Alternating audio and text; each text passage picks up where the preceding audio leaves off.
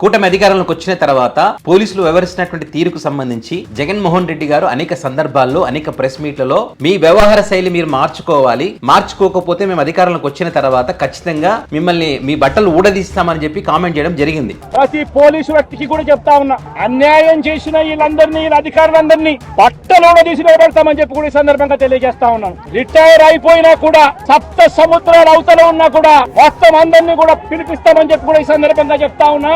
జగన్మోహన్ రెడ్డి గారి ఉద్దేశం ఏంటి? మీ డ్యూటీ మీరు సరిగా చేయండి, సరిగా చేయకపోతే చట్టం ముందు నిలబెడతాం. అంటే బట్టలు ఊడది అంటే దాని అర్థం ఏంటి? మీ యూనిఫామ్ తీసేస్తాము అని చెప్పి చట్టం ముందు నిలబెడతాం అధికారంలోకి వస్తే అనేటువంటి ఉద్దేశంతో మాట్లాడారు. అయితే ఇక్కడ న్యాయం వైసీపీ పార్టీ వైపు, న్యాయం జగన్ గారి వైపు ఉంది కాబట్టి సో ఈ క్రమంలో మరొక పోలీస్ అధికారి డిఎస్పీ మురళీ నాయక్, అదే విధంగా సిఐ ఎన్వి రమణ ఈ ఎపిసోడ్ ఎక్కడంటే పులివెందులలో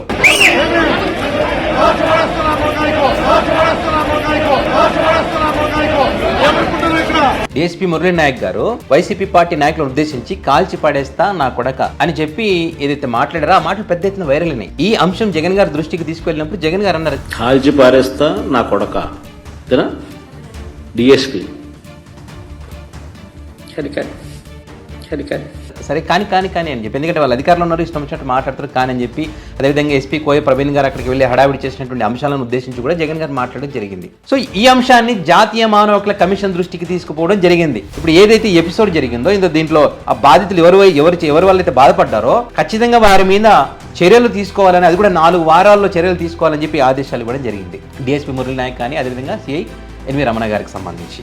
సో ఇదంతా ఒక ఎత్తు అయితే, ఇక్కడ ఈ ఎన్వి రమణ సిఐ గారు ఎవరైతే ఉన్నారో ఆయన పట్టపగలే లంచం తీసుకుంటూ ఏసీపీకి పట్టుబడ్డాడు. ఈ పట్టుబడినటువంటి ఈ ఎపిసోడ్ లో డిఎస్పీ మురళీ నాయక్ ప్రమేయం కూడా ఉందనేటువంటి ఒక చర్చ రావడంతో మరి ఒక రోజంతా ఈయనను ఏసీపీ అధికారులు విచారించడం జరిగింది. సో ఇంకా దాంట్లో భాగంగా విచారణ ఉంటుందని కూడా చెప్పారు. అంటే ఇక్కడ జగన్మోహన్ రెడ్డి గారు ఏదైతే మేము అధికారంలోకి వచ్చిన తర్వాత వీళ్ళని చట్టం ముందు నిలబెడతాను ఏదైతే అన్నారో, జగన్ గారికి అవకాశం ఇవ్వకుండా భగవంతుడే గాని ఈ కర్మ యొక్క ఫలితం అనుభవించాలి కదా. ఇవన్నీ కూడా ఇప్పుడే వీళ్ళు కూటమి అధికారంలో ఉన్నప్పుడే మీరు సరిగా డ్యూటీ చేయకపోతే, శృతి మించి మాట్లాడితే, నోటికి ఎంత సొంత మాట్లాడితే, భయభ్రాంతులకు గురి చేస్తే, చట్టాన్ని ఉల్లంఘిస్తే ఎట్లా ఉంటుందంటే ఈ రకంగా ఉంటుందని చెప్పి ఇప్పుడు జరుగుతున్నటువంటి పరిణామాలు అతిపెద్ద ఎగ్జాంపుల్ గా మనం చూడవచ్చు.